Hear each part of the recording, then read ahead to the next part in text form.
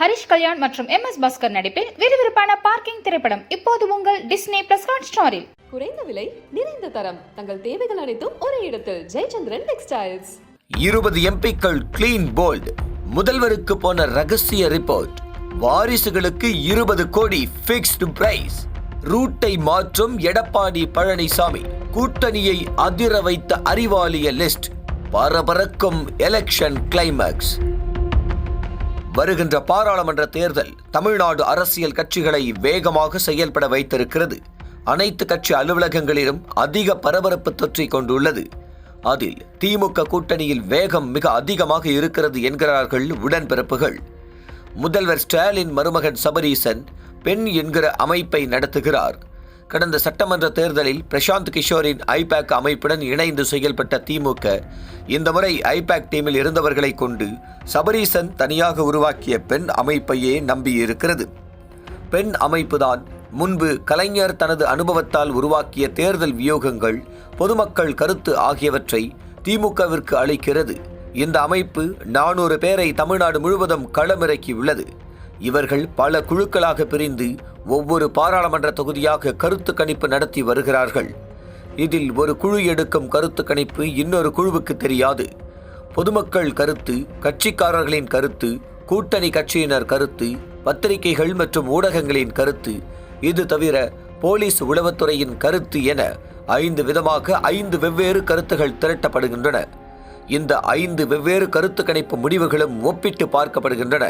பொதுமக்கள் கருத்துகளில் வெள்ளம் பாதித்த பகுதிகளில் மக்களுக்கு வழங்கப்பட்ட 6000 ரூபாய் நிவாரண நிதி ஆட்சியின் மீது மழை வெள்ளத்தின் போது பொங்கி எழுந்த அதிருப்தி அலையை கட்டுப்படுத்தி இருக்கிறது என கண்டுபிடித்திருக்கிறார்கள்.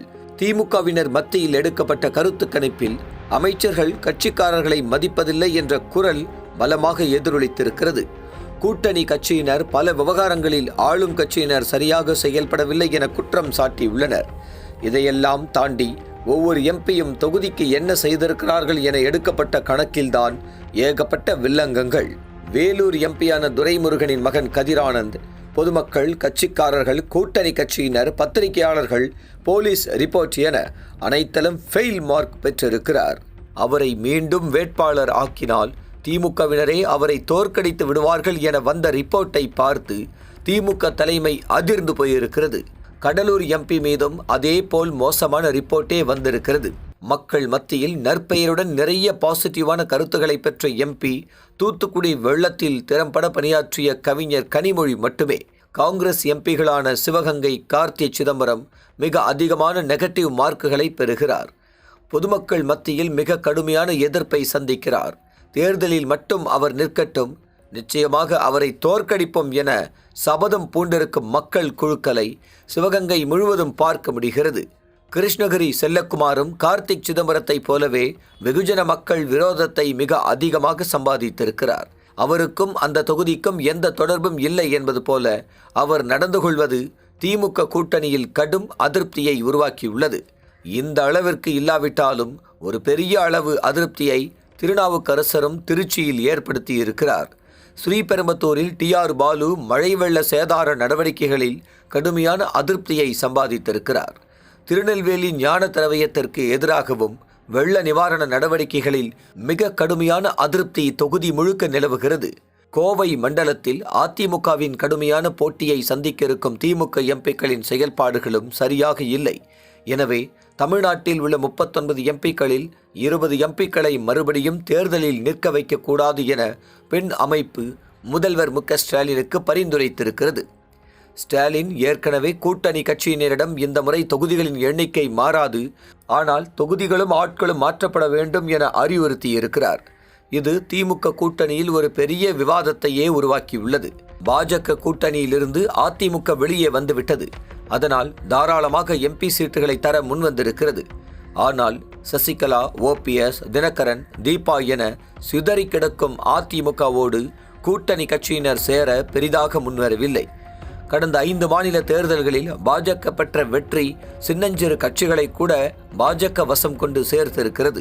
பிரதமரின் திருச்சி வருகையின் போது பாமக தவிர முன்னர் அதிமுக பாஜக கூட்டணியில் இருந்த சிறு சிறு கட்சிகளுக்கு பிரதமரை சந்திக்க ஏற்பாடு செய்து கொடுத்து எடப்பாடியை கலவர மூடுக்கு கொண்டு வந்து விட்டார் அண்ணாமலை. அதனால் இந்த முறை அதிமுகவில் தலைவர்களின் வாரிசுகளுக்கு டிக் கொடுக்க எடப்பாடி முடிவு செய்துள்ளார். டி. ஜெயக்குமார் மகன் ஜெயவர்தன், வளர்மதியின் மகன் ஜெயக்குமார், ராஜன் செல்லப்பா, KP முனுசாமி போன்ற இரண்டாம் கட்ட தலைவர்களின் வாரிசுகள் எம்பிக்களாக களம் இறங்குகிறார்கள். ஒவ்வொருவரும் கட்சி நிதியாக 20 கோடி தர வேண்டும் என எடப்பாடி கண்டிஷன் விதித்துள்ளார். பாஜகவில் அண்ணாமலையோ கடந்த 2 வருடங்களாகவே பலரிடமும் உங்களை MP ஆக்குகிறேன் என கூறி பெருந்தொகை வாங்கி வருகிறார். பிரபல பில்டர் பாஷ்யம், லைஃப் லைன் ஹாஸ்பிட்டல் ராஜ்குமார், திருச்சியில் ஹுண்டாய் கம்பெனி டீலர், மணல் மாஃபியாக்கள் என பலரிடம் வசூல் செய்து வருகிறார் அண்ணாமலை. கிருஷ்ணகிரிக்கு அமர் பிரசாத் ரெட்டி, திருச்சிக்கு சூர்யா சிவா, தென் சென்னைக்கு தொழிலதிபர் சாம்பு, கோவைக்கு வானதி சீனிவாசன், இது தவிர வேலூருக்கு AC சண்முகம் என 40 தொகுதிகளுக்கும் லிஸ்ட் தயார் செய்து வசூல் வேட்டை நடத்தி வருகிறார் அண்ணாமலை. திமுகவின் கூட்டணி கட்சிகளும் இந்த முறை தங்களுக்கு எந்த தொகுதி கிடைக்கும், யார் வேட்பாளர் என திமுக தலைமையிடம் பேசி வருகிறார்கள்.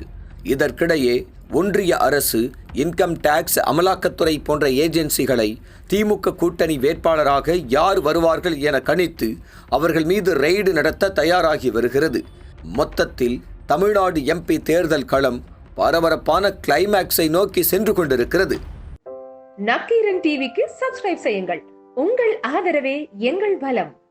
ஆசிரியர்களுக்கு நண்பனாகவும் மாணவர்களுக்கு ஆசானாகவும் திகழும் தேர்வு வழிகாட்டி.